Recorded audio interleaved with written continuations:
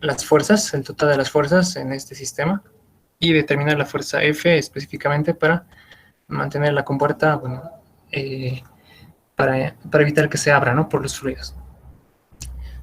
Bueno, resumiendo, habíamos hecho básicamente esta primera sección, la parte que está, bueno, sometida a aceite. Buenas tardes, Celso.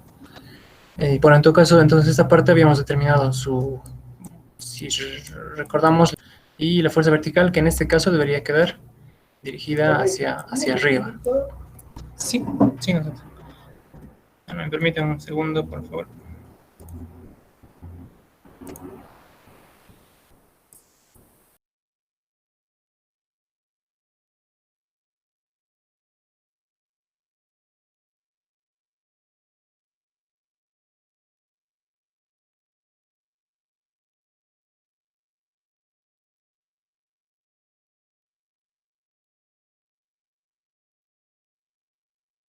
Disculpa la interrupción. Entonces, bueno, teníamos una fuerza vertical, ¿no? Esas fuerzas las habíamos calculado descomponiendo. Bueno, para la fuerza horizontal habíamos habíamos proyectado, como siempre tenemos. Agarramos nuestra superficie curva, proyectamos, tenemos esta, dibujamos la distribución de presiones que tenemos ahí, y bueno, de ahí vamos a obtener dos fuerzas, ¿no?, la que hemos calculado como F1 y F2. Esto usando el método de prisma de presiones, ¿no? Entonces habíamos resuelto F1 y F2 para la fuerza horizontal. Para la fuerza vertical habíamos resuelto, bueno, tomábamos la superficie curva, creo que lo voy a hacer acá directamente, la superficie curva, bueno, y la superficie libre en este caso de aceite, y bueno, calculamos el peso de este prisma, ¿no? Calculamos en realidad ese prisma, que lo voy a representar acá. Simplemente que, dada la forma del prisma de la distribución de presión, yo esperaría que la fuerza vertical se dirija hacia arriba. Por lo tanto, bueno, los vectores acá, yo los voy a dibujar dirigidos hacia arriba, ¿no? Entonces esto va a ser equivalente a, hicimos eso de esta forma, ¿no? Entonces a los vectores, aquí sería en este caso dirigidos hacia arriba, y bueno, sumaría vectorialmente esta porción con vectores opuestos, ¿no?, para que se vaya a restar. Bueno, esto quedaría de esa forma, y así encontraría, bueno, tanto esta fuerza que hemos llamado F3 y la fuerza que hemos denominado acá F4. ¿No? Todo esto, esas cuatro fuerzas, bueno, correspondían a la fuerza horizontal y vertical en aceite. Eso habíamos hecho. Luego, ya trabajando con el aire, bueno, el aire en sí, lo que vamos a tener con el aire es una distribución de presiones constante, dado que el aire, bueno, no varía su presión con la profundidad, se mantiene constante. Entonces, por este lado, bueno, la presión de aire iba así, por lo tanto habíamos encontrado únicamente una fuerza horizontal, ¿no? Y la fuerza vertical en este caso, bueno, se volvía a cero. Eso era entonces, bueno, para el aire. Esos cálculos ya habíamos efectuado. Y esto era para el aceite, ¿no? Bueno, nos quedaba pendiente en todo caso hacer la parte del agua. Y para esto lo primero que teníamos que hacer era reemplazar el aceite por agua, ¿no? O utilizar una altura equivalente.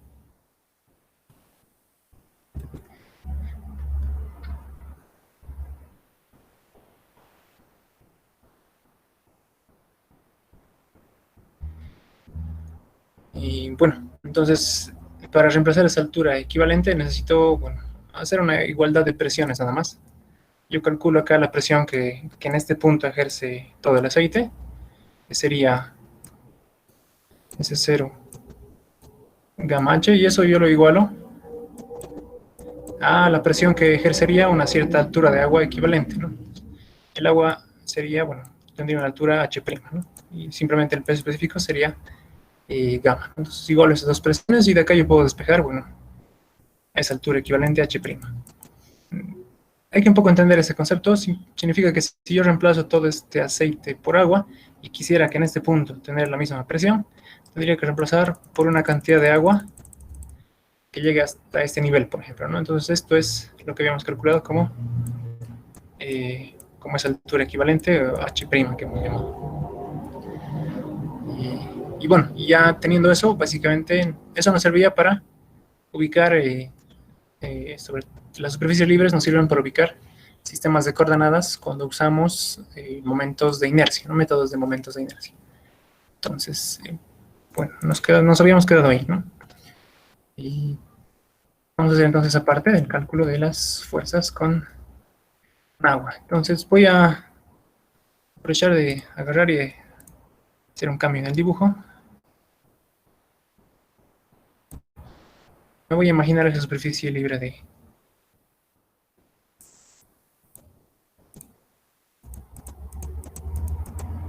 agua. Entonces, bueno, está ahí. Esa sería mi superficie libre, ¿no? Para el caso del agua, donde tengo esa altura.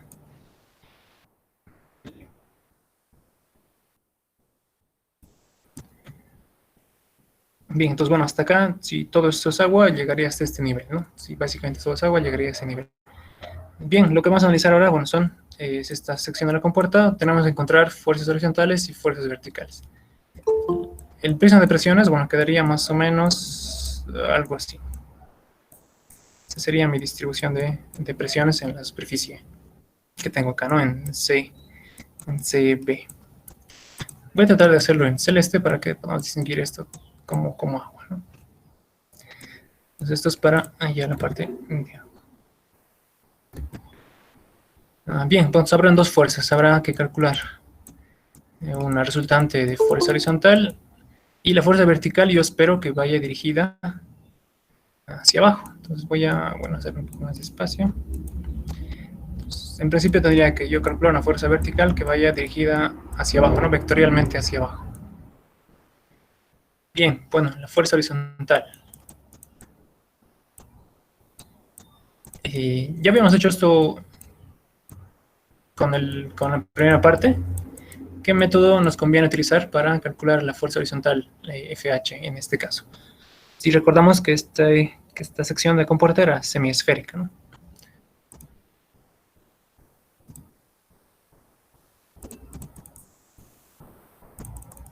Entonces proyectamos y el área proyectada, bueno, que sería esta. En realidad esa área proyectada va a tener esta forma, ¿verdad? Tendría una forma de semicírculo. Bien, esa sería la forma del área proyectada. Necesitamos encontrar dos cosas, ¿no? Vamos a encontrar tanto la fuerza en esa área, la fuerza hidráulica total en esta área, y necesitamos el centro de presión, es decir, el punto donde se aplica esa fuerza, en realidad, esa fuerza de FH. Para eso es necesario definir un sistema de coordenadas.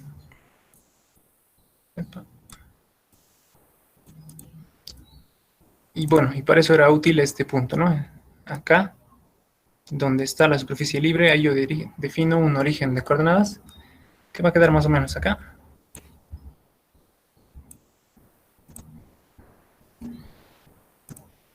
Y bueno, a partir de eso voy a medir tanto X como Y, coordenadas X como coordenadas Y. Este es el punto centro de presión. Y habrá otro punto, bueno, que quedaría un poquito más arriba, que sería el centro de gravedad, ¿no? El punto C. Bien, entonces, bueno, teniendo eso en mente, sabiendo que este es el origen, bueno, para el agua, en todo caso, para el que yo he llamado O2, en este caso, para distinguir del anterior sistema de referencia, del punto O1, encontremos, bueno, las coordenadas del centro de gravedad y del centro de presión. Bueno, entonces, el centro de gravedad sería X barra Y barra. Esto sería igual, bueno, X va a ser justo 0 y Y barra el centro de la coordenada del centro de gravedad, bueno, sería esa altura que en este caso sería esta misma h', más, bueno, esta distancia, ¿no? Que es básicamente, esto ya conoces, 4/3 de R sobre pi. Esa sería mi coordenada del centro de gravedad. Bien, bueno, ahora el centro de presión, bueno, hallamos CP.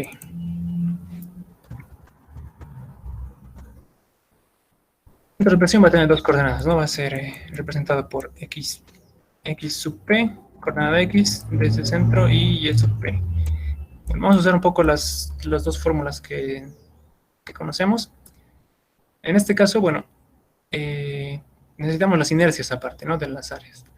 Voy a anotar acá, por si acaso, las dos inercias de esa área. Tenemos, donde lo teníamos, voy a ver si lo tenemos disponible acá. Eso lo tienen que ir a buscar en los formularios, pero bueno, acá se encuentra. La inercia IXY, centroidal, bueno, es 0. Y la inercia X es, bueno, es este valor, ¿no? Simplemente voy a recordar eso. Que la inercia IX, bueno, valía esto. Entonces, un modo de recuerdo, ¿no? Para recordar estas cosas. Yo sé que eso es mi inercia en X. Bien, entonces, bueno, calculamos con XP. XP en realidad va a ser igual a la coordenada X barra más la inercia IX Y centroidal sobre, bueno, recuerdo bien, es Y barra sobre el área.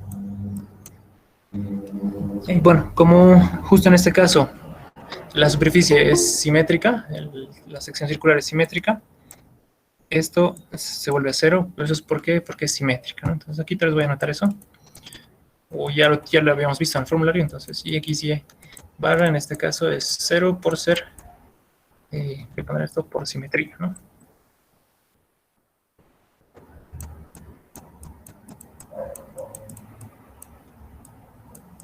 Por simetría. Bueno, entonces acá básicamente XP es igual a X barra y, bueno, vale igual que es a 0. Entonces, ¿de qué voy a concluir directamente? Que la coordenada XP, bueno, vale 0. Y entonces aparte, voy a borrarlo temporalmente para hacer algo de espacio. Simplemente voy a anotar esto, el resultado final, que XP, bueno, valdría a ser 0. Bueno, eso ya más con la práctica ya hasta se puede volver intuitivo hasta encontrar este resultado. Y vamos a calcular entonces Y de P. Y de P sería Y del centro de gravedad más la inercia X. Bueno, voy a empezar a anotar la inercia en X directamente. Sería, bueno, este valor, 0.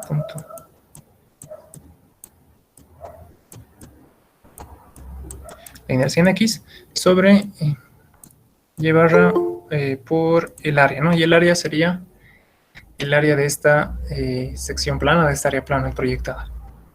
Bueno, es pi al cuadrado sobre 2, ¿no? Ese sobre 2 lo voy a pasar a multiplicar ahí arriba directamente para que esto no se complique en cuestión de fracciones. Listo, entonces bueno, acá esto en realidad va a simplificarse, r cuadrado va a volar y esto va a quedar como r al cuadrado en la parte superior. Bueno, también ya sabemos cuánto vale y barra, que es h más 4 tercios de r sobre pi. Y reemplazando eso, en realidad ya tenemos tanto la expresión de xp y de yp. En realidad, en este caso ya tendríamos esos dos términos. De hecho, se pueden... Bueno, vamos a tratar de simplificar un poco. Voy a escribir un poco las expresiones. Entonces, y barra sería h más...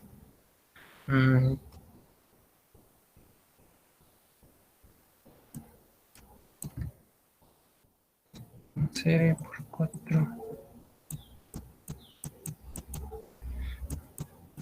Bueno, eso sería y barra más. Y acá tendríamos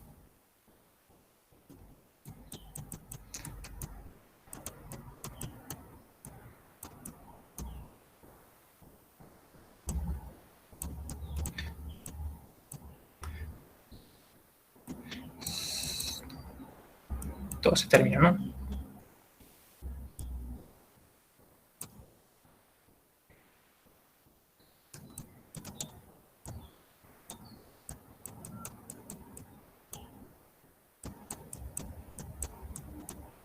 Bueno, ahí se vuelve un poquito más largo. Esto es el mismo y barra que está acá.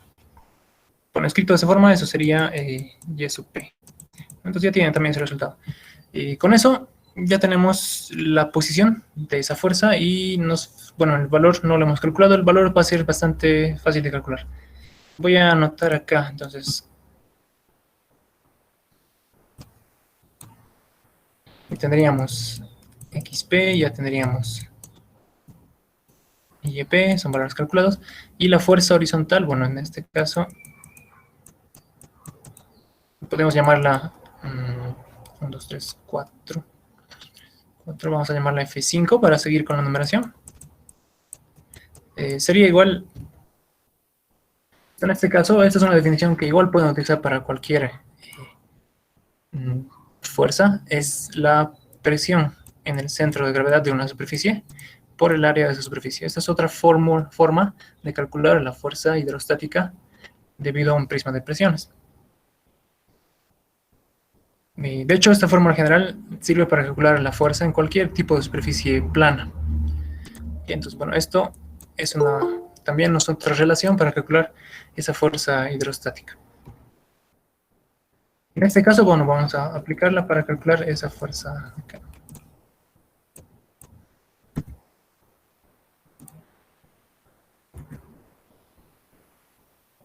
Bueno, la presión del centro de gravedad sería, en este caso, ya hemos reemplazado todo el aceite por agua, entonces el único fluido que tenemos es agua. ¿Y cuál sería la profundidad del centro de gravedad, ¿no? de este punto?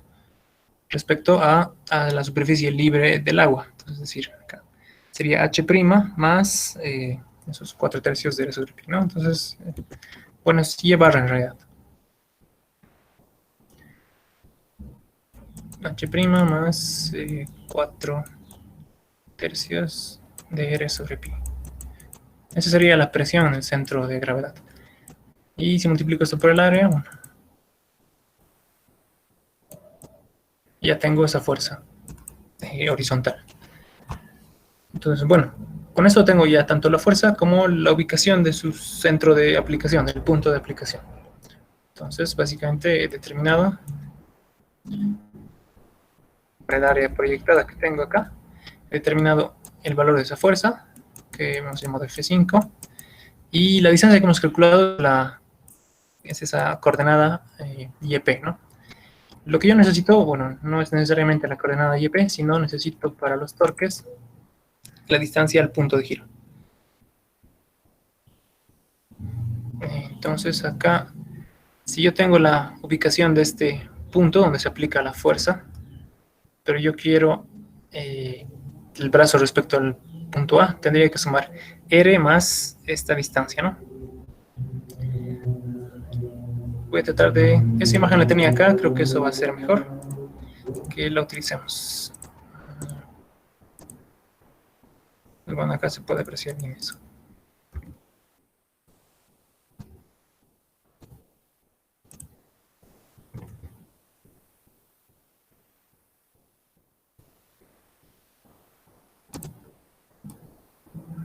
Bien, lo voy a dejar acá para que lo podamos interpretar. Entonces, la superficie libre de agua está acá, H' es a esta altura. Básicamente, yo la distancia que necesito es la que existe hasta... Podría ser más o menos así. Ese punto A, ¿no? Hasta ese punto es el que yo necesito. Entonces, yo tengo YP. Tengo que, bueno, básicamente voy a utilizar esa distancia. Esta va a ser bastante útil porque esto es básicamente YP menos R, ¿no? No, YP menos H', perdón. Y si yo sé cuánto vale esto, bueno, para ubicar el brazo que tengo hasta el punto superior es esto más R. Entonces directamente yo sé que ahora la distancia de 5 va a ser ese radio R más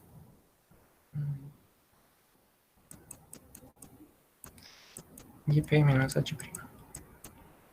Bueno, acá lo estoy escribiendo así porque ya hemos encontrado el valor de YP, hemos expresado esa función y también hemos encontrado hace un momento la función de H'. Entonces, como yo ya conozco estas dos expresiones, puedo también escribir de esta forma el diámetro 5.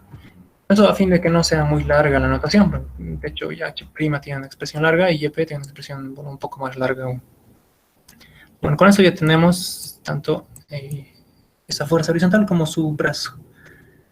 Bien, lo siguiente sería, bueno, resolver la fuerza vertical. Entonces, voy a retomar esta imagen que me va a ser útil.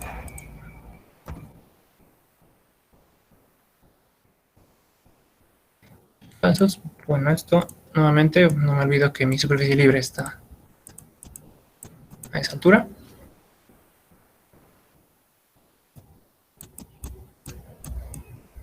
H'. Y bueno, ahora calcularemos entonces la fuerza vertical. Para la fuerza vertical, lo que yo me tengo que imaginar es el líquido que está por encima de la superficie libre, de la superficie curva, perdón. Entonces, encima de esa superficie, hasta la superficie libre de ese fluido que está mojando la superficie. Entonces, hasta la superficie libre de agua, es decir, ese volumen, ¿no? Entonces, tengo que calcular yo el peso de esa cantidad de líquido. Ok, entonces esto lo voy a dibujar acá. Esto va a ser básicamente y acá yo les lanzo una pregunta. ¿Cuál sería la forma? Bueno, voy a dividir esto en dos partes. Lo vamos a fraccionar en dos porciones. En la porción, acá en esta primera porción, y luego, bueno, vamos a sumar esto. ¿Cuál sería el sentido de los vectores en estos diagramas? Entonces, para empezar, ¿en qué sentido dibujaría las columnas de presión para este caso? Hacia abajo. Hacia abajo, ¿no? Porque yo la fuerza que espero por esta distribución de presiones es una fuerza vertical dirigida hacia abajo. Bien, entonces esto, bueno, queda así. Bien, entonces si lo fragmentamos, esto, bueno, viene hacia abajo y esto igual son vectores hacia abajo. Ahora, bueno, otra pregunta. ¿Cuál es la forma de en el espacio? ¿Cuál es la forma espacial de este rectángulo?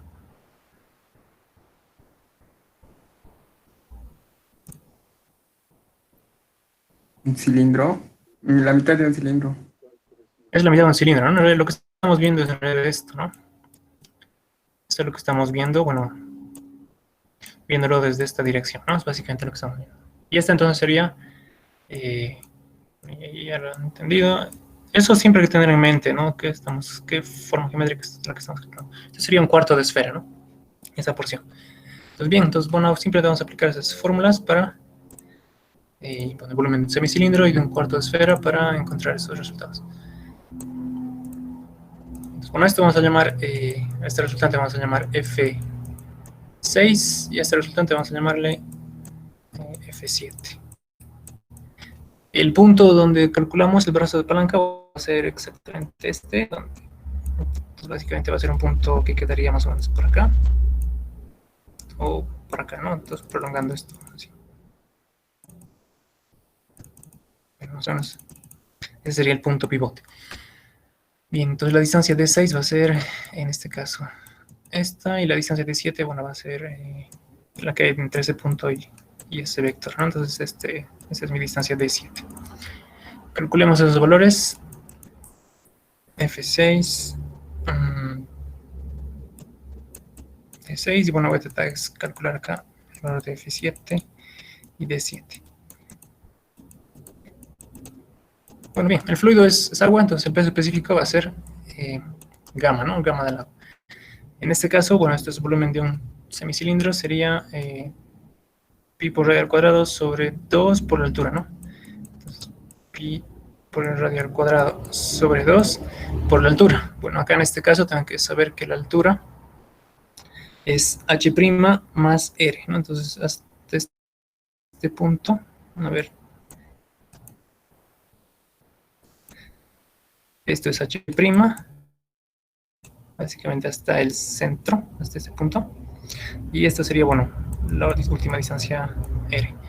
Entonces, esto básicamente va a ser por h', y radio al cuadrado medios por h', y el brazo, bueno, sería bueno, ubicándonos es básicamente 4/3 de la sobre pi, ¿no? Esa distancia. Esta parte se entiende, ¿verdad? Es porque esto es semicilíndrico, entonces por eso esa posición de la distancia t6. Y bueno, finalmente para la fuerza 7, la fuerza va a ser el peso de ese cuarto de esfera, entonces gamma por, básicamente va a ser volumen de una esfera es 4/3 de pi r cubo, ¿no? 4/3 de pi r cubo es el volumen de una esfera. Lo voy a multiplicar por 1/4, no lo voy a expresar de esa forma mejor. Así se va a entender, bueno, básicamente que esto va a ser 1/4 y esto es el volumen de una esfera. Bueno, esto va a simplificarse y va a quedar simplemente pi r cubo sobre 3. Bien, bueno, la distancia d7, esta de acá, en realidad es complicada de calcular, no es una distancia que se tenga. Entonces, lo que vamos a hacer es, bueno, lo vamos a hacer siempre de esa forma, vamos a hacer una simplificación, en este caso razonable, que sería asumir la misma coordenada que tendría si fuera cilíndrica. Entonces esto es, bueno, para aclararlo mejor, esto ya sería directamente una aproximación. El Inge igual toma esta distancia, solo que para que sería, vamos a aproximarlo a este valor. Bueno, porque en realidad eso no lo he encontrado tampoco en el formulario, no sé si alguien lo encuentra, podría aportar con eso, ¿no? Bien, entonces con eso ya tendríamos todas las fuerzas, tanto verticales, horizontales, en todos los casos. Y si se dan cuenta, hemos utilizado el método de centros de gravedad y momentos de inercia para determinar las posiciones de esas fuerzas. Bueno, lo que sigue sería hacer una sumatoria de fuerzas, ¿no? De todo el sistema. Voy a saltarme algunas imágenes acá, creo que tenía esa imagen aquí. Oxy, perdón, tengo una pregunta. Sí, no te escucho bien. Si tienen alguna pregunta, pueden aprovechar de hacerla. ¿Será que puede mostrar mejor? O sea, estaba viendo las imágenes, no pude ver por qué para la parte de la fuerza 6 tomamos como volumen un semicilindro. Ya. Ok. Bueno, si te parece, entonces lo que vamos a hacer para que se pueda apreciar bien es, voy a reunir todas las imágenes en un solo lugar y así vamos a poder hablar todas las imágenes. A ver, sobre todo las imágenes que representan los volúmenes que estamos calculando. Voy a poner acá. Bueno, este es nuestro problema. La compuerta es semiesférica, ¿no? Entonces más o menos tiene esa forma. Lo voy a hacer un poco más pequeño para que entre a escala. Ahí más o menos, esa es la compuerta. Entonces el volumen que estaríamos calculando por encima de esa superficie curva o de esa semiesfera, lo tengo acá, es apreciar esto y esto, esos dos son, diría, imágenes claves. Bueno, estos tres. Pues bueno, con esto ya se va a poder entender. Entonces, nosotros dibujamos de esta forma, ¿no? Los diagramas de fuerza y presión. Pero en realidad estos son volúmenes los que estamos representando. Y teniendo en cuenta que nuestra compuerta es semiesférica, ¿cuál sería el volumen que va por encima de esta mitad de superficie, ¿no? Sería más o menos ¿no? El volumen que tendríamos que calcular. Entonces, el volumen de líquido por encima. Y en realidad esto estamos representándolo a través de esta representación, ¿no? Bueno, mi dibujo no está tan proporcionado, pero la idea es la misma. Y esto lo vamos a dividir en dos partes. Lo vamos a calcular como esta porción, que en realidad representaría pues justamente ese volumen semicilíndrico del que hemos hablado, ¿no? Entonces, ¿qué sería este? Este de acá, bueno, en todo caso viéndolo a partir de esta dirección, ¿no? Entonces se vería así. Pues por eso este es un semicilindro, esta porción de aquí. Eso es porque la compuerta es semiesférica, ¿no? Un semicilindro, y bueno, esta última parte que teníamos que restar, esta porción en realidad es un cuarto de esfera, ¿no? Entonces esto es por esa razón. Bien, entonces, eso no va a ser siempre el caso. Cuando la compuerta sea cilíndrica, Bueno, los volúmenes por encima son más sencillos de calcular. En este caso, como es esférica, semiesférica, bueno, se daba este caso. Bien, sí, he respondido tu pregunta, ¿verdad? Sí, sí, todo claro, gracias. ¿Listo? ¿Qué más? Bien, eso sería con este ejemplo en realidad, porque luego lo único que toca hacer es, bueno, teniendo todas las fuerzas y distancias, hacer una sumatoria de momentos. Voy a pasar esa diapositiva, que en este caso vendría a ser... Ups. Bueno, no la tengo. Lo vamos a dibujar. No tenemos problema, vamos a dibujar.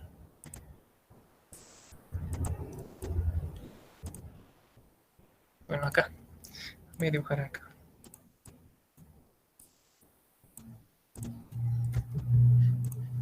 Bien, entonces, bueno, esta sería nuestra compuerta. Hemos calculado primero para la fuerza horizontal en esta porción, habíamos calculado área proyectada y habíamos determinado una fuerza, ¿no? Que hemos llamado, por decir algo, vamos a llamar esta, me parece que hemos llamado a esta F1, ¿no? Luego hemos calculado la fuerza vertical, utilizando, bueno, ese volumen, y a este volumen lo hemos dividido en dos, ¿no? Entonces habíamos calculado una fuerza F2 y la porción que hemos restado, bueno, le hemos llamado F3. Voy a borrar lo que no. Entonces, bueno, de algún modo hemos hecho esto. F2, F3. Luego, bueno, habíamos calculado también para esta porción una fuerza horizontal en toda esa sección, proyectando, bueno, hemos llamado eso, por decir, ya no recuerdo los valores, la numeración que hemos dado, por decir F4. Y luego para calcular la vertical en esta superficie hemos calculado, bueno, dos fuerzas, ¿no? Sumando una columna, que sería en este caso F5, y luego la porción más pequeña, que era esta, más o menos, habríamos calculado F6. Estoy tratando de poner todas las fuerzas que hemos ido calculando a medida que hemos resuelto este problema, ¿no? Le voy a poner... Bueno, esto vamos a escribir F6. F5, F6. Y finalmente había una fuerza que calculamos a través de la pared de aire, que en este caso, bueno, lo voy a llamar acá como F, creo que será la F1, ¿no? No interesa, no importa. Simplemente estoy contabilizando todas las fuerzas que hemos encontrado, básicamente han sido 7 en total. Y lo que tenemos que hacer, hemos calculado para cada uno su brazo respecto al punto de giro, ¿no? Respecto al punto A. Entonces, bueno, en este caso, si hago una sumatoria de momentos que establece el equilibrio, definiría un sentido de rotación, por ejemplo, bueno, apertura, en ese sentido. Bueno, en ese sentido se estaría abriendo, en ese sentido positivo. Entonces, todas las fuerzas que abran la compuerta, todos los torques que en la compuerta serían positivos y todos los que cierran negativos. Definiéndolo así, nuestra ecuación quedaría, bueno, de la siguiente forma. Entonces, F1, bueno, abrir la compuerta. F2 abriría la compuerta. F3 cerraría. F4 abriría la compuerta. Bueno, y básicamente ese es el sentido de los signos, ¿no? F5 y F6 van a... ¿Qué van a hacer F5 y F6 con la compuerta? ¿La van a abrir o la van a cerrar?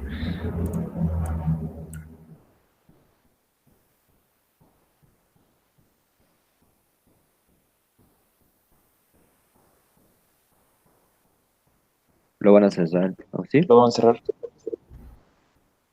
Sí, ¿verdad? El torque que generan, bueno, es un torque en este sentido, ¿no? Entonces, bueno, sí, tendría signo negativo. Eso no es tan intuitivo, ¿no? Dice D5, D5. Pareciera que lo van a abrir, pero no, si nos fijamos en el sentido del torque que generan, bueno, evidentemente van en el sentido de que cerrarían la compuerta. Y F7, bueno, también va a cerrar la compuerta, ¿no? Menos F7. F7, D7. Entonces todos esos son los torques y esto tendría que ser igual a 0. Bien. Mejor si lo escribo. No, bueno, ya no da el espacio. Y bueno, esa sería toda la ecuación de torques. Y lo que tendríamos que... ay, perdón, me he olvidado una cosa importante. Nos hemos olvidado la fuerza F, ¿no? De la fuerza que nos piden calcular. Esta fuerza, bueno, tiende a cerrar la compuerta, entonces también sería menos F por... Bueno, el brazo de palanca, el brazo que tiene esta fuerza es 2 veces R, ¿no? Todo esto es igual a 0. En realidad hasta acá hemos encontrado todas las fuerzas y todos los brazos, ¿no? Básicamente conocemos todas las distancias. Lo único que nos falta determinar acá sería la fuerza F, ¿no? Esta sería la incógnita. Y despejando, bueno, esto ya se encuentra... Esto lo paso al lado positivo, bueno, al lado a este lado para que sea positivo y divido toda esta ecuación entre 2R, ¿no? Y eso es básicamente la respuesta. F1 de 1 más F2 de 2. Bueno, si se dan cuenta, simplemente es algo tedioso de escribir, pero ya la lógica yo creo que ya la he entendido. En otros problemas, yo creo que lo importante también cuando tienes superficies curvas un poco complejas es saber dónde hacer las divisiones de superficie, ¿no? Como hemos hecho en este caso, bueno, justo donde se separan los fluidos. En otros casos, bueno, donde quedan superficies simétricas. Y creo que la clave es más tener una cierta práctica en saber dónde dividir las superficies para hacer el cálculo más rápido, ¿no? Para no tener, bueno, tal vez formas muy complicadas. 5 y bueno, esto va a seguir. Todo esto voy a poner más puntos suspensivos sobre 2R. Ok, pues ya tenemos la respuesta de la fuerza F, ¿no? Que nos vayan a encontrar. ¿Hasta acá alguna pregunta? Puede que alguna cosa no les sea muy clara. Aprovecharemos de resolver preguntas, de resolver dudas.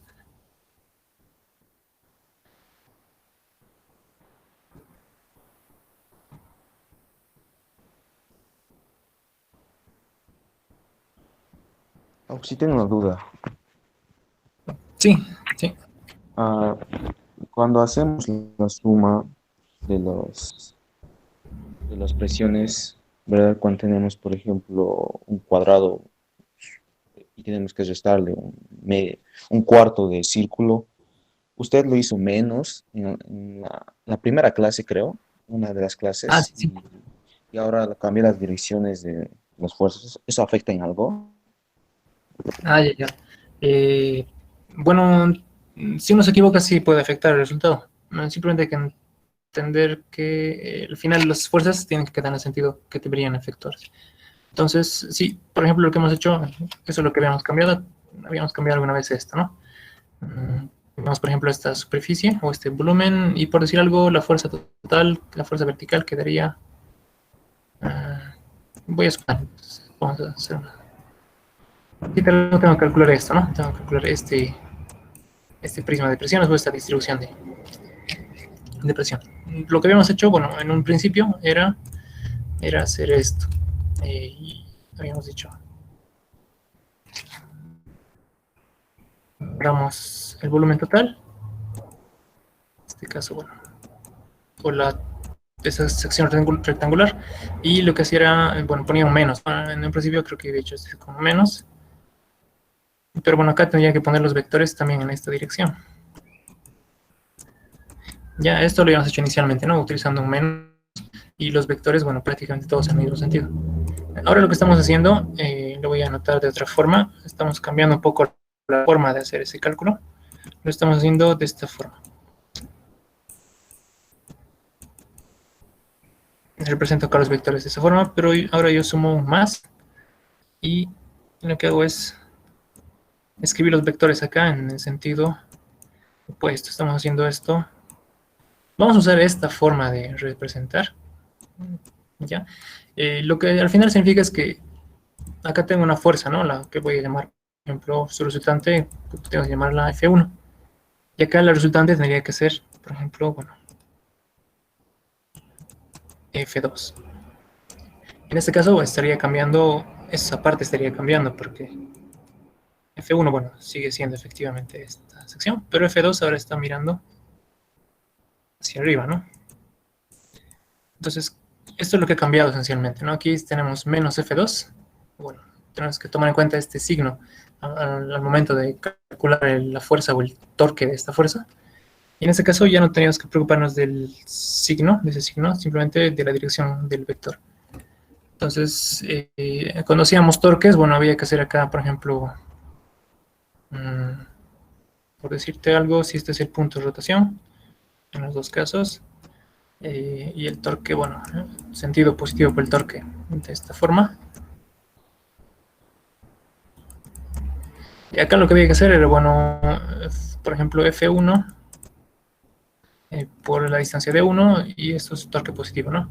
Y acá, en lugar de ser esto nuevamente negativo, más F2 por D2, tenía que tomar en cuenta este signo. Tenía que tomar en cuenta ese signo, o sea, llevar ese signo hasta el lugar, y aquí tenía que ser, bueno, F2 por D2. Ya, bueno, es acordarse de ese signo, creo que es lo complicado en este caso. Lo que estamos haciendo ahora, bueno, sería directamente ya manipular estos sentidos vectoriales, ¿no? Entonces aquí básicamente esa misma ecuación de torques daría F1 por D1, y este sería un torque negativo, ¿no? Entonces menos F2 por D2. En realidad, si nos olvidamos de este signo, sí estaríamos afectando al cálculo. En cambio acá, bueno, ya no no tenemos que estar pendientes de ese signo, ¿no? De si hemos restado o sumado. Entonces por eso al final también he visto que el Inge lo hace así. Entonces, en algún momento eso lo hacía diferente, entonces ahora lo estamos haciendo de esa forma. Entonces directamente todo lo escribimos como vectores en el sentido correcto, ¿no? Y entonces directamente todo es tomando en cuenta los sentidos vectoriales.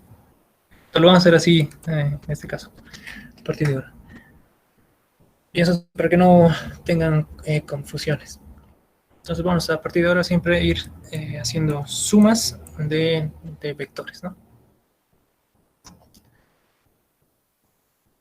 Bien. ¿Alguna otra pregunta? ¿Alguna otra duda?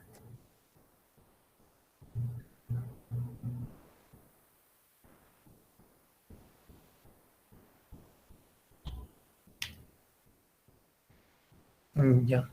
Lo que podemos hacer ahora, podemos aprovechar más bien es de repasar algunos conceptos, al menos hasta este punto. Varios conceptos que creo que son necesarios ya manejar hasta este punto. Entonces voy a aprovechar de escribir algunas expresiones y ustedes me van a indicar, bueno, dónde han visto o dónde aparecen esas expresiones o esos valores en concreto. Entonces primero vamos a hacer un repaso de lo que es, bueno, concluiremos esto, ¿no? De las fuerzas hidrostáticas. ¿Cuántas formas tienen de calcular en las fuerzas hidrostáticas, ¿no? Fuerza hidrostática, fuerza en una superficie. ¿De cuántas formas pueden calcularlo?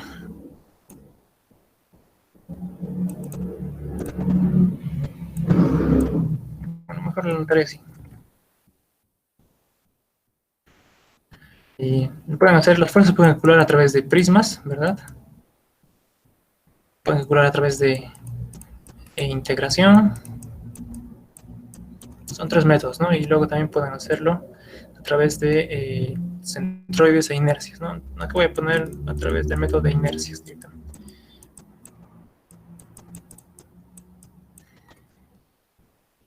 Bien, entonces, ¿a qué viene a ser igual la definición de la fuerza utilizando un prisma de presiones?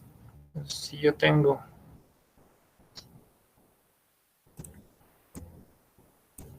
una superficie, tengo un fluido,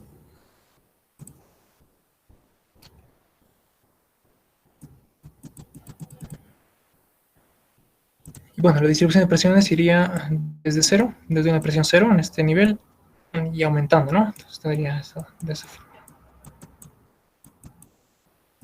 Y la fuerza por este método de prisma de presiones es básicamente, la definición es el volumen del prisma, ¿no?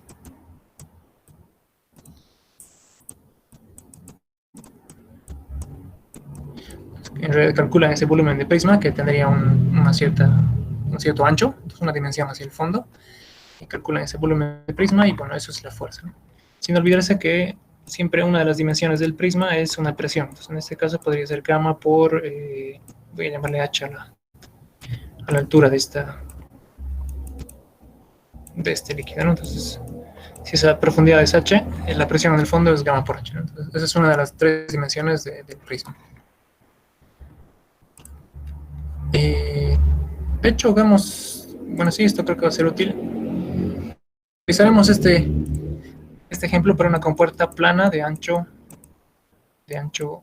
B.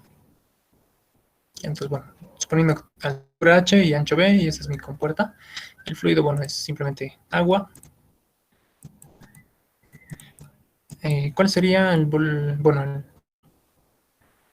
del prisma? Entonces sería un medio de este lado por este otro lado, gamma por h por b, ¿no? Esa sería la fuerza. Utilizando el método de integración, bueno, lo que tenemos que hacer es la integral de P por dA, de la presión por el diferencial de área. Y aquí voy a tratar de, si dibujo un poquito más en 3 dimensiones esa compuerta, bueno, esta sería la dimensión de ancho, ¿no? El ancho B iría en ese sentido. ¿Cómo calcularíamos esto? Por integración, básicamente. Entonces, yo lo que tendría que hacer es agarrar esa superficie, tomar en cuenta hasta dónde está, bueno, mojado con agua.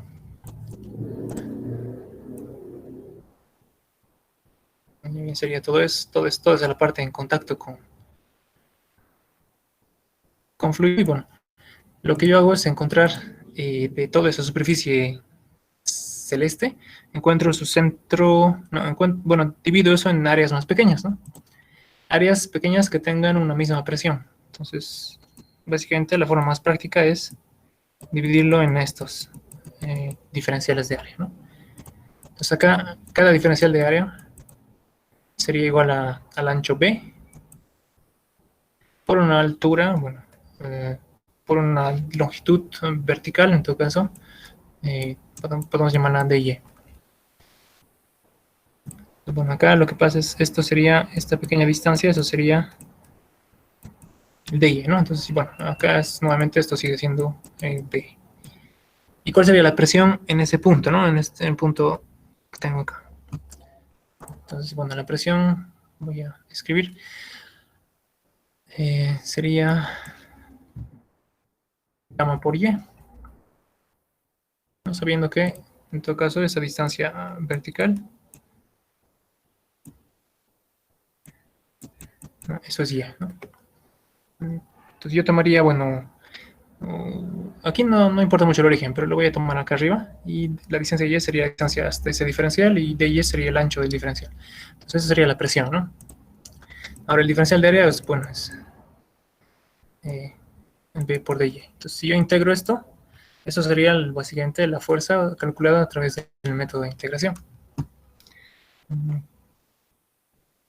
Esto da, bueno, Y cuadrado medios, ¿no? Sí, a ver, entonces esto lo integraría desde 0 hasta h, y esto va a darme, bueno, si integro, esto es gamma por b, son constantes, y y de y, su integrado va a ser y cuadrado sobre 2, ¿no? Y si yo reemplazo los límites, que básicamente es de esto de 0h, bueno, al final la expresión que he encontrado para la fuerza sería un medio de gamma b por h cuadrado. Si se fijan, bueno, es la misma expresión que tengo acá, ¿no? Entonces, hasta aquí, estas expresiones de fuerza son iguales. Y si lo hago por inercias, la fuerza entonces tendría que ser, voy a volver a retomar el dibujito acá, no, mejor lo haré así. Entonces, considerando únicamente el área en contacto con el fluido, ¿no? Entonces, la parte delimitada hasta límites en celeste. Ahí calculo yo el centro de gravedad de toda esa superficie celeste, C. Y luego, en ese punto calculo la presión y multiplico por el área, básicamente.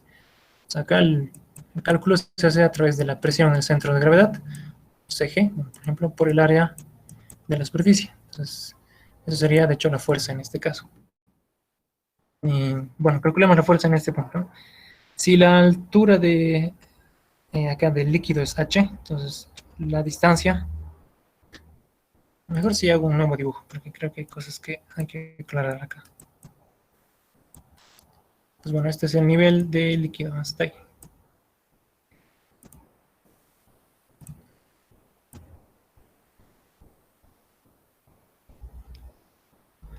Bien, esto para que tengan en cuenta. El área que tenemos que manipular, bueno, es solamente el área celeste, no ya es todo el área total, solo es el área en contacto con el fluido. Bien, necesito la superficie libre de fluido, que sería esta línea, ¿no? Donde el líquido, bueno, donde está el nivel de ese líquido, donde su presión es cero. Ahí es donde se instala ese sistema de referencia que se utiliza en este caso, ¿no? Entonces, ahí es donde definimos, bueno, necesitamos definir acá el sistema de coordenadas. Entonces, este sería un eje X, por ejemplo, y este sería un eje Y. Puede quedar también al centro, creo que eso no afecta tanto. Entonces, primero tengo que definir ese sistema de coordenadas, ¿no? O en el, bueno, básicamente quedaría acá, ese punto O, ¿no? El sistema de coordenadas. Y a partir de ahí se mide las distancias, todo en sistema de coordenadas.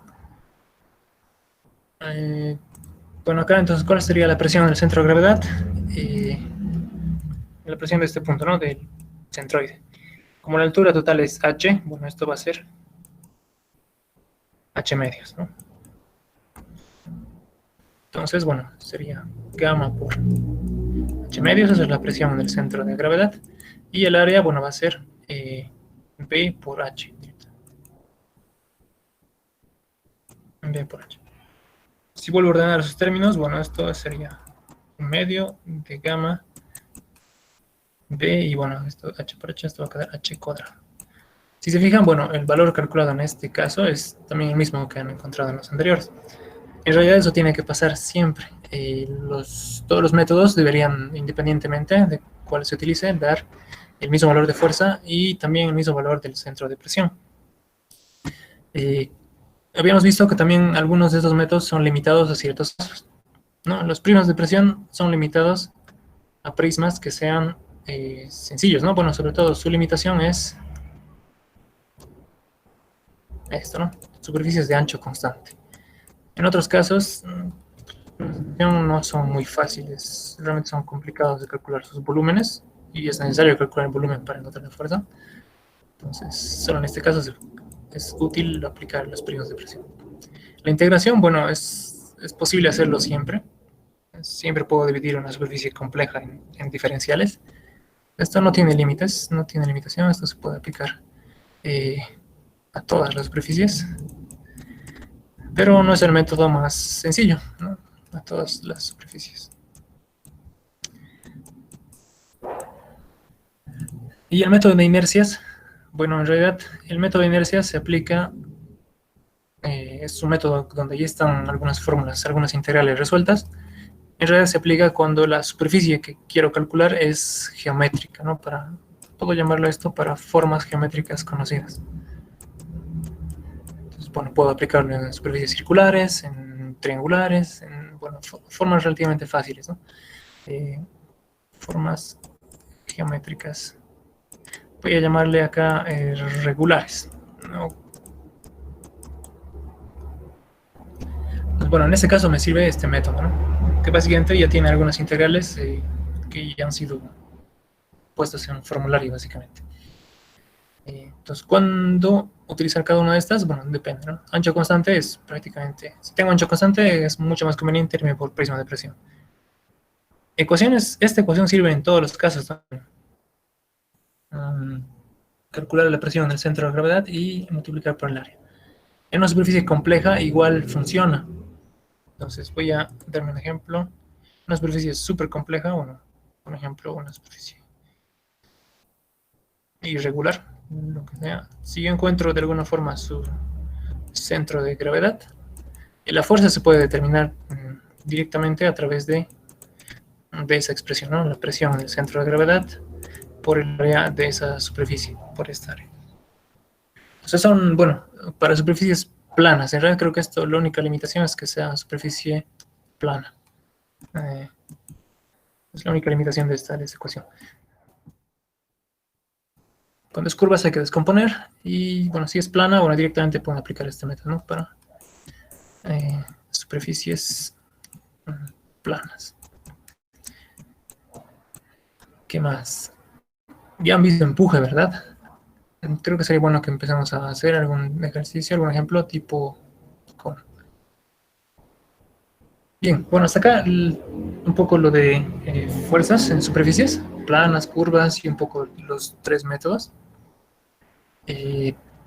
Podemos ver más particularmente tal vez el caso de una superficie triangular, de una compuerta triangular, que vamos a tener que usar, bueno, algún método de inercias, por ejemplo, que se puede usar, ¿no? Como la superficie triangular es regular, entonces habrá algunas, habría que conseguir, bueno, las inercias IXY y la inercia IX centroidales.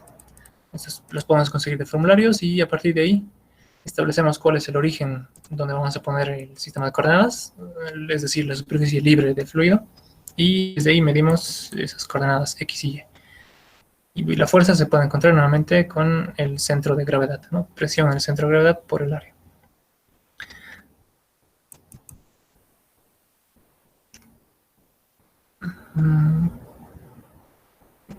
Bien. Voy a aprovechar esta última porción de la clase para hacer un repaso general de todos los conceptos que hemos visto hasta ahora desde el inicio de nuestras clases. Esto ya lo había hecho también el semestre pasado, así que tengo por ahí un archivo preparado, entonces vamos a aprovechar de ver eso.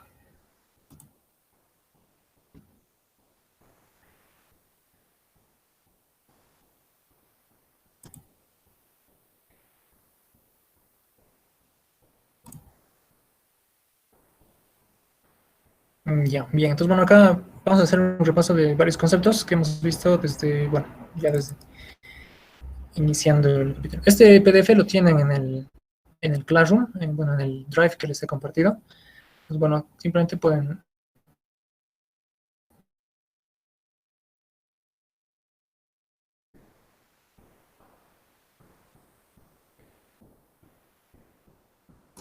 prefiero abrirlo. Okay.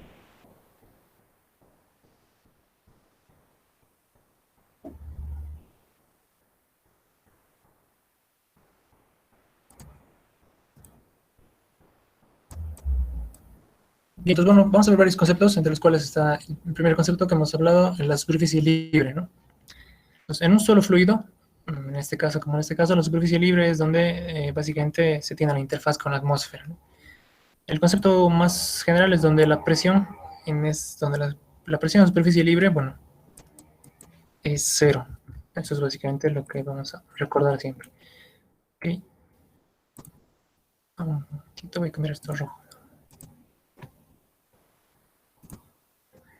Entonces, bueno, la presión en superficie libre se vuelve cero, ¿no? Es una presión atmosférica en realidad. Esa es la definición de superficie libre. Entonces, cuando directamente el líquido se encuentra libre de la atmósfera, la superficie libre es justo esta. Pero en el caso en el que, por ejemplo, tengo un tanque presurizado y tengo entonces el líquido que está sometido a una presión debido al recipiente, la superficie libre, bueno, se puede calcular, pero no va a ser esta, ¿no? Esta no es la superficie libre. Esta no tiene presión igual a cero. Yo tengo que encontrar en este líquido cuál sería más o menos la altura o el punto, el nivel donde la presión se vuelve cero. Entonces, bueno, aquí entra ese concepto de altura equivalente. Entonces, acá ya hay una presión, ¿no? La presión es P sub 0. Ahora, se supone que tendría que haber una cierta altura del líquido, como hemos hecho en este caso, una altura H equivalente o H', voy a llamarlo H' para que tenga similitud, donde básicamente esa altura del líquido sea equivalente, genere esta misma presión P sub 0 que existe en el tanque. Entonces, bueno, básicamente aquí igualaríamos la presión P sub 0 a la presión que generaría esta cantidad de líquido. ¿no? Ahora, por ejemplo, para hacer de manera general, suponiendo que este líquido no es agua y tiene una densidad relativa, la altura H' sería S por gamma del agua por H', ¿no? Entonces, esa altura de líquido imaginaria, básicamente, sería la que generaría esa presión P sub 0. Entonces, dicho de una forma más intuitiva, es como que, básicamente,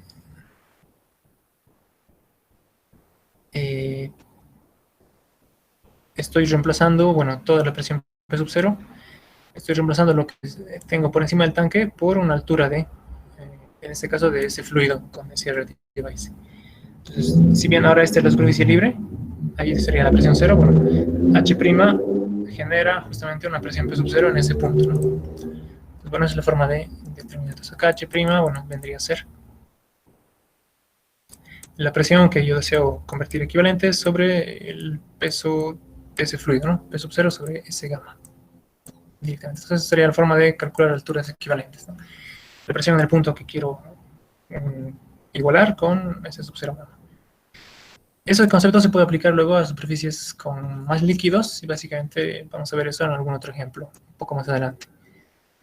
Bien, pues bueno, por lo pronto quédense con ese concepto de la superficie libre. La utilidad de esto es que más adelante, para métodos de inercia, es acá donde se define el origen, ¿no? El origen para métodos de inercia. Bien, bueno, siguiendo, veamos esto del momento de inercia. ¿Qué entienden por momento de inercia? Tal vez algunos de ustedes ya tienen una definición. ¿Qué entienden por el momento de inercia?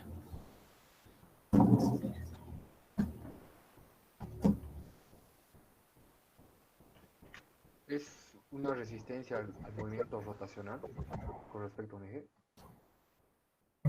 Perfecto. Sí, bueno, eso es prácticamente es eso. Expresa nuestra resistencia. La definición que yo he encontrado es la siguiente. El momento de inercia representa la distribución de la masa o del área de una superficie, de un objeto, respecto a un eje de giro. Entonces, cada momento de inercia, esto creo que es súper importante, se expresa respecto a un eje. Entonces, cuando nos referimos a momento de inercia, bueno, aparte tienen que decirte respecto a cuál eje, ¿no? Porque también cuando nos referimos a rotación, siempre hay un eje de rotación, ¿no? Entonces, respecto a un eje. Entonces, bueno, por eso es que esta superficie, por ejemplo, puede tener dos momentos de inercia. Un cuerpo en 3 dimensiones puede tener 3 momentos de inercia. Y aparte está este otro que representa una rotación en un eje, en este caso sería, y XY representaría la rotación respecto a un eje perpendicular en la pantalla, entonces que va saliendo, bueno, básicamente sería el tercer eje. Y por eso tenemos tantos momentos de inercia, porque, bueno, cada uno expresa la dificultad de rotar respecto a un eje. Y, por ejemplo, para distinguir entre esos dos casos, ¿no? IX barra y X.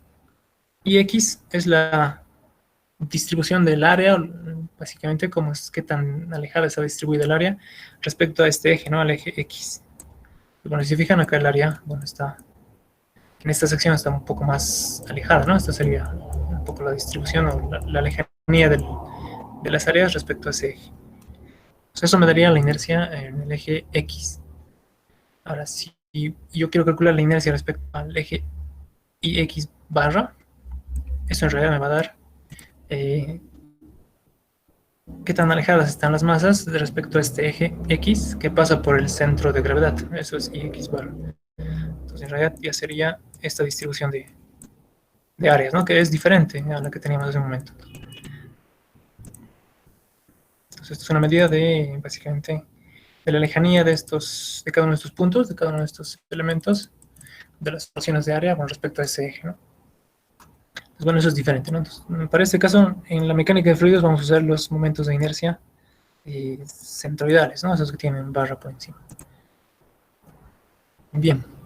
Entonces, bueno, eso es un momento de inercia. Y hay dos momentos de inercia. Bueno,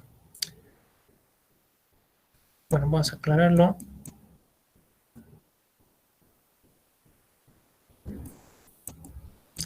Yo diría, no sé si estoy refiriéndome de forma correcta, uno que es de masa, o sea que también expresa cuando un cuerpo tiene masa, la masa también es impide la rotación dependiendo cómo esté distribuida. Y para objetos planos que no tienen masa, bueno, como el caso de las superficies que analizamos, el área es lo que representa la inercia. Entonces, por ejemplo, un caso típico de un momento de inercia de masa es este que encuentran del cilindro, ¿no? mr cuadrado, por ejemplo. ¿Se acuerdan, no, de esa inercia de los cilindros? Por ejemplo, o era, creo que era mr cuadrado sobre 2. Ya. mr cuadrado medios. Bueno, en todo caso, multiplicaban masa por distancia al cuadrado. Eso es básicamente una inercia de masa. Pero una inercia de área, bueno, en el caso de un cilindro es de un área circular, en todo caso. ¿Recuerdan esta? Tiene unidades de, por ejemplo, la inercia que habíamos utilizado del semicírculo. Por ejemplo, en el caso del semicírculo que habíamos empleado, esta inercia era, bueno, era un coeficiente, 1098 creo, pero por radio a la cuarta, ¿no? Entonces, cuando la inercia tiene dimensiones de longitud a la cuarta, es un momento de inercia de área. Y cuando la inercia tiene dimensiones de, por ejemplo, kilogramos por metro cuadrado, es una inercia de masa.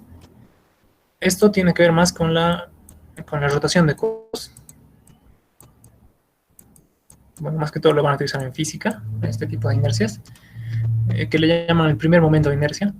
Y el momento de inercia de área, o el segundo momento de inercia, bueno, este tiene más que ver con dos fenómenos, con las deformaciones. Entonces, también lo van a ver en resistencia a materiales, con las deformaciones debidas a la tensión y también con el cálculo de integrales de área.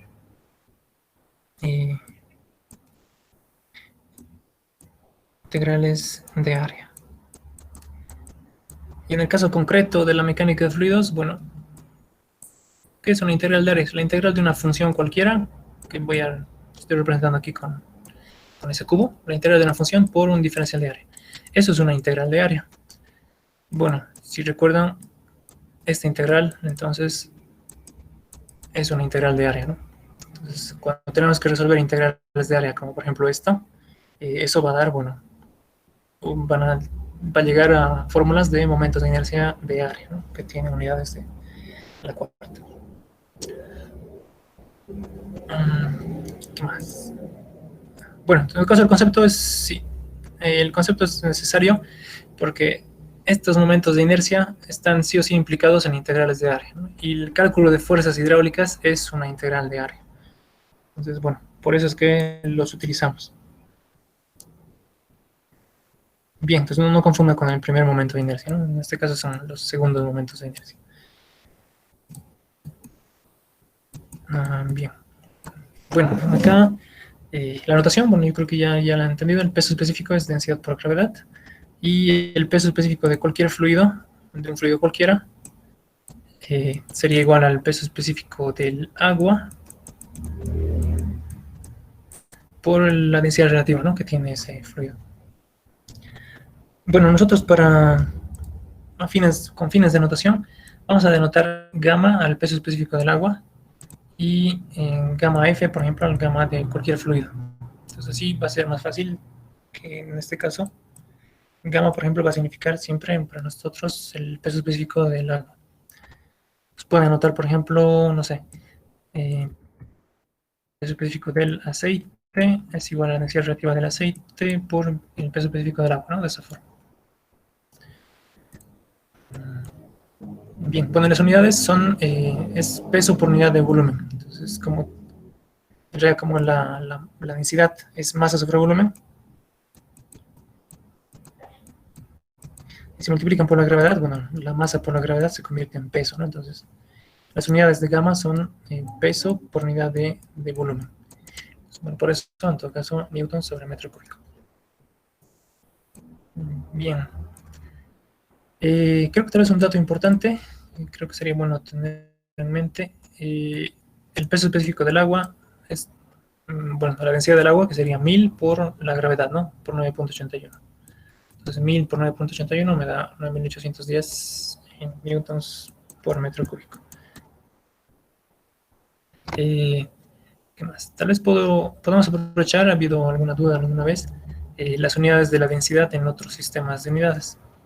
La densidad vamos a considerarla como estandarizada, por ejemplo, de 1000 kilogramos por metro cúbico en el sistema internacional, y la densidad del agua en otro sistema, en el sistema inglés. Ahora les voy a dar valores. Sí, mejor si les doy algunos valores. Algunos ejercicios tienen otros sistemas de unidades, ¿no? Entonces, gamma, el peso específico del agua en el sistema inglés, bueno, sería 62.4. Unidades de fuerza, en este caso son libras fuerza, LBF, sobre, bueno, la unidad del sistema inglés es pie, entonces sobre pie cúbico. Ya, libras fuerza sobre pie cúbico. Esta unidad se le llama PSF también. PSF, entonces, pounds, que es libras, square foot, ¿no? Porque... no, estoy confundiendo su expresión. No, eso está mal. Bueno, sí, lo vamos a dejar ahí. Gamma. Bueno, otro valor importante, creo que también es importante recordar, la gravedad no es la misma en diferentes sistemas de unidades. Entonces, la gravedad en el sistema internacional, bueno, va a ser 9.81, la gravedad a nivel de mar, metros sobre segundo al cuadrado. Pero si lo convierten esto al sistema inglés, bueno, básicamente en pies sobre segundo al cuadrado, esto es 32.2. 32.2, bueno, serían en este caso pies sobre segundo al cuadrado. Ok, bueno, es un poco para que tengan algunas unidades. Bien, acá, bueno, yo creo que esto de flujo laminar han debido ya hablar relativamente un poco con el docente, con el Inge. Y en todo caso, lo que esto, bueno, va a representar es que para los casos de flujo laminar, la ecuación de viscosidad de Newton, bueno, más que todo refiriéndose a ese tema, está establecida para flujo laminar, ¿no? El flujo viscoso y todo el cálculo de fuerzas viscosas se hace suponiendo, bueno, perfiles de velocidad que pueden ser lineales, como este, o podrían ser cuadráticos, que vamos a ver un poco más adelante. Pero, bueno, es posible calcular fuerzas mientras el flujo sea laminar. Y ya cuando se vuelve turbulento, bueno, el fenómeno es demasiado complicado como para calcular fuerzas viscosas, entonces ya no se hace. La ley de Newton, bueno, se aplica para ambos casos. Y la diferencia acá entre los dos casos es la siguiente. En este caso, bueno, hay una placa inferior que está en reposo, y acá la placa superior, bueno, se le está moviendo con la velocidad P, ¿no? Y bueno, esto tiene una presión P, y tiene acá la misma presión P. La llamaré P0 y acá igual P0. El mismo valor de presión a ambos lados, básicamente puede ser presión igual 0, presión igual 0. Y entonces el movimiento del fluido se da únicamente por el movimiento del sólido acá arriba. En cambio, en tuberías, que vamos a ver posiblemente más adelante, va a darse un fenómeno un poco diferente. Tanto la pared superior como la pared inferior de la tubería, bueno, no se van a mover, van a quedar en reposo. Entonces acá las velocidades van a ser 0. Y lo que va a pasar es que en las tuberías en realidad hay más presión por un lado que por el otro. Entonces acá, por ejemplo, voy a llamar P1 y esto vamos a llamarlo P0, ¿no? Entonces en principio P1 es mayor que P0. Básicamente existe una diferencia de presiones entre ambos extremos, y la presión es lo que empuja al fluido. Entonces ahí se forma, bueno, este otro tipo de flujo, donde hay un perfil de velocidad de tipo cuadrático. No, en ambos casos la ley de viscosidad de Newton se va a cumplir, simplemente que el fenómeno es diferente en ese sentido. Esto lo vamos a ver más adelante. Entonces, por lo pronto, los ejercicios de viscosidad los vamos a hacer con este caso, ¿no? De un perfil de velocidades. Entonces, bueno, como han visto en todos los ejemplos que hemos hecho, hasta este punto hemos hecho esto, ¿no? Con el perfil de velocidades, velocidad y espesor. Bueno, más adelante vamos a cambiar un poco para esta nueva configuración, pero eso va a ser posiblemente un poco antes del primer parcial, que se va a ver más adelante. Bien. bueno, esto lo voy a saltar, no creo que no lo veo tan necesario actualmente. Básicamente la viscosidad han visto que varía con la temperatura, ¿verdad? En los líquidos la viscosidad siempre disminuye con la temperatura, entonces aumenta la temperatura y va disminuyendo la viscosidad. Eso es básicamente un ejemplo sencillo, es cuando calientan un aceite, se vuelve más fluido. En los lubricantes, bueno, es importante eso, ¿no? Entonces hay lubricantes que tienen más viscosidad y van disminuyendo su viscosidad con la temperatura. Y los lubricantes especiales, que son como los multigrado, por ejemplo tienen dos índices. Tienen un comportamiento, bueno, híbrido, en el cual la viscosidad va disminuyendo mucho más lentamente, ¿no? Eh, Creo que, no sé si les ha mostrado algún video el ingeniero respecto a esto, pero bueno, esa es la aplicación industrial, de hecho, de la viscosidad, ¿no? Y del cálculo de viscosidades, el cálculo para lubricantes, en realidad. Bien, bueno, este valor, 9810, se presenta el peso específico del agua. Eh, bueno, propiedades intensivas, propiedades extensivas. Han debido ver, ¿no? La propiedad intensiva es una propiedad que no depende de la cantidad de materia. Entonces, por ejemplo, la presión es una medida que se puede medir en un volumen pequeño de fluido o en un recipiente completo. Si la presión es constante, bueno, es igual en todas las porciones de materia. Lo mismo con otros valores como la densidad o la viscosidad. Pero, por ejemplo, la masa depende mucho si tomo un pedacito pequeño de fluido o si tomo un pedazo, bueno, un volumen mayor, ¿no? Entonces acá la masa cambia en estos dos casos. Pero las propiedades intensivas no. Entonces, si yo consigo acá una densidad, bueno, en esta cantidad de materia también tendré la misma densidad, si es el mismo fluido, ¿no? Bueno, este concepto yo creo que en el centroide básicamente es el punto que representa el centro de gravedad o de distribución de masa de una superficie, de un sólido o de un área, en este caso. Y entonces es concretamente este punto, ¿no? Que utilizamos para calcular, por ejemplo, fuerza hidrostática.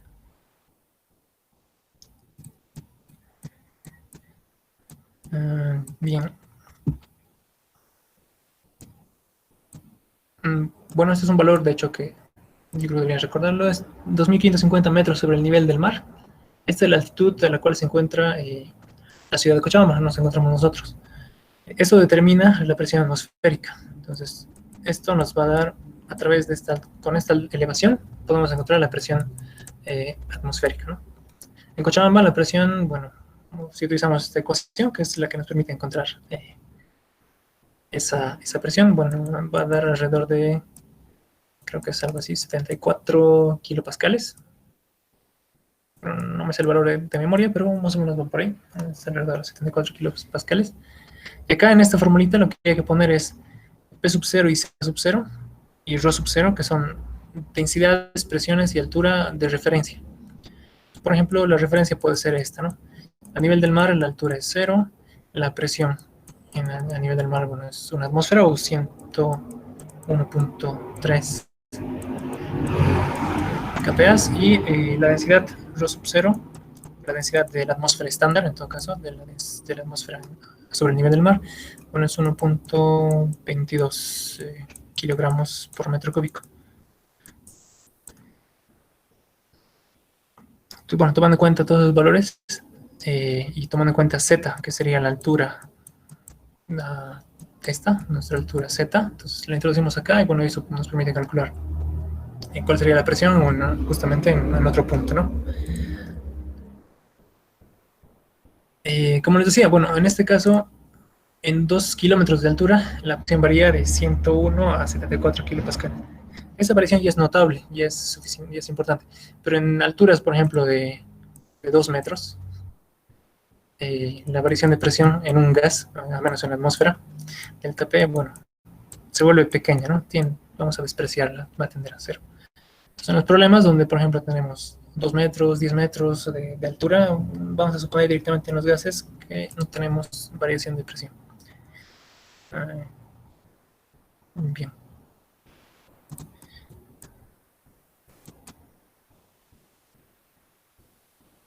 Más.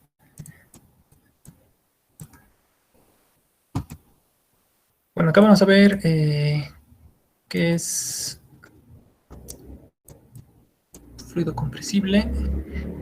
Un fluido incompresible es cuando no es posible cambiar su densidad, ¿no? O cambia muy poco. En realidad, todos los materiales cambian volumen cuando se los somete a un esfuerzo, incluso los sólidos, ¿no? Los fluidos tampoco escapan a ese fenómeno, pero, bueno, varía muy poco su densidad, por lo cual se los considera, son prácticamente incompresibles.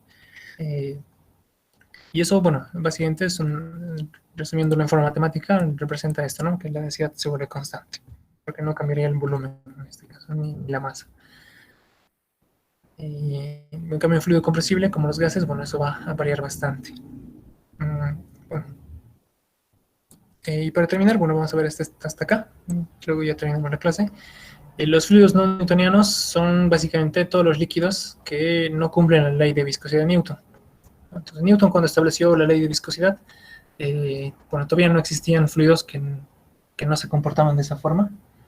Por lo tanto, bueno, en ese momento eran todos newtonianos, hasta básicamente que se han encontrado otros fluidos que tienen leyes un poco diferentes, ¿no? Por ejemplo, este comportamiento es el típico de la pasta de dientes, que si lo dejamos quieto, tiene una así de resistencia de esfuerzo cortante. Entonces, por ejemplo, si lo dejamos reposar sobre el cepillo de dientes, bueno, no se deforma, ¿no? Tiene una cierta resistencia. Pero si le hundimos, si le ponemos un poco más de fuerza, bueno, ya hay una deformación. Entonces, eso pasa, por ejemplo, con la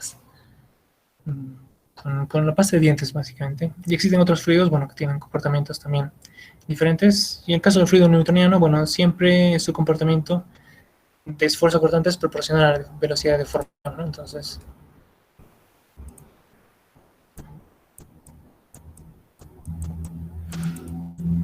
el esfuerzo cortante es proporcional a la velocidad de deformación, ¿no? Entonces, y la proporcionalidad es la viscosidad. Entonces, la viscosidad es básicamente la pendiente de esa curva. Bueno, vamos a quedar acá y vamos a continuar esto la clase de mañana. Vamos a terminar esos conceptos y también ya les dejo su práctica. Bueno, entonces nos vemos el día de mañana.